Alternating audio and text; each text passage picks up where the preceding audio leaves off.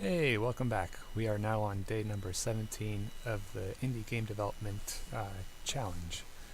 This is kind of like a halfway between 17 and 18, so I didn't really do an update for day number 17 because there was not enough of a visual update to make it worthwhile. But today I have completed kind of the supply and unit spawning logic. So I think we are at a stage where we now have all the basic fundamentals of what the gameplay mechanics are going to look like. So I'll give you a really quick demo. Um, I think before we dive into that, I'll just show you a little bit more of the aesthetics. I think technically on day number 17, I just wasn't really feeling the mood to develop, so I decided I would work on something that's super simple, super stupid, and I ended up coming up with these placeholder cloud assets. Basically, it's just a whole bunch of white balls that hang in the sky, and they kind of look like clouds. And I started going a little bit crazy with each of the balls, where they have self-shadowing. So they do a line trace to the directional light within the scene, and then depending on how many different other spheres that they intersect with determines what color that ball should be in terms of like a gradient between white and kind of a dark gray. So if you look at this one right here, this one intersects with quite a few different light sources. And then if we move it, it shadows itself a little bit more. So you can kind of like see as this updates in real time. So anyway, let's dive right into the supply and the unit stuff.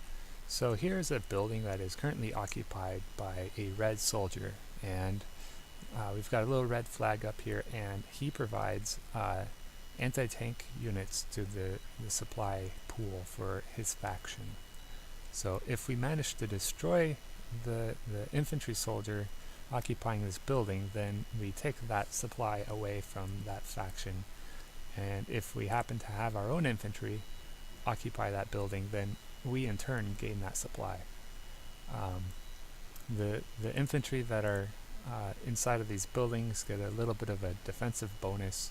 So if it's just one-on-one combat between one soldier and another who's garrisoned in this building, then the guy in the building is going to have a little bit of an advantage. So usually it's going to be something like 2-to-1 odds will be able to conquer the building.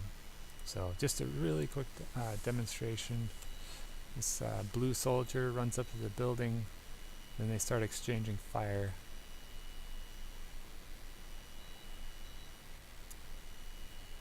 And the blue soldier died. Now we'll have another soldier spawning here. He's right down here, this little dude.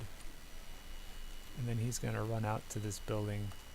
And as you can see, this building provides tanks to the other faction. So we've got another tank that's kind of like just zipping along here. So he's going to run into our opposing faction, or our faction's land crawler, and he's going to start shooting at it.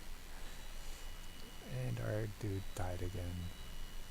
So he's going to spawn again.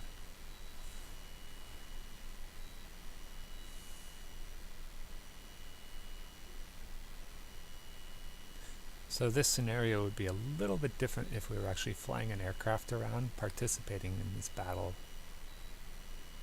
Okay, let's see if this blue guy wins. Come on, blue. Let's go, let's go. Oh, he died.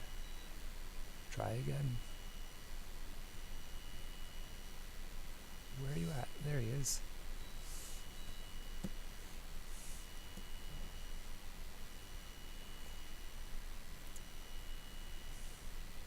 Alright, let's try again. There he goes. Now he captured or he killed the guy in the building, so that turns into a gray flag. And then once he walks up to the building, he puts his own flag up, and now our faction suddenly gets tanks. And now they are kind of like right on top of each other. Uh-oh, I got stuck.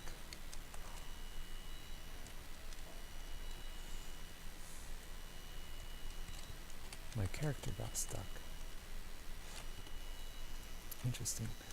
One thing I'll have to do is make sure that if this unit happens to drive over other units, it will squish or automatically destroy them, so that we don't get that situation where the enemy tank comes right up to it and is inside of the unit and starts blowing it up.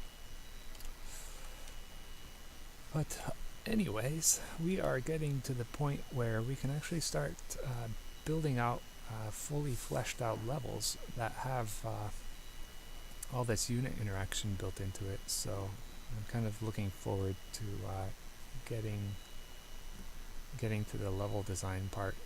The other kind of cool piece is that my friend Stuart has been working on building out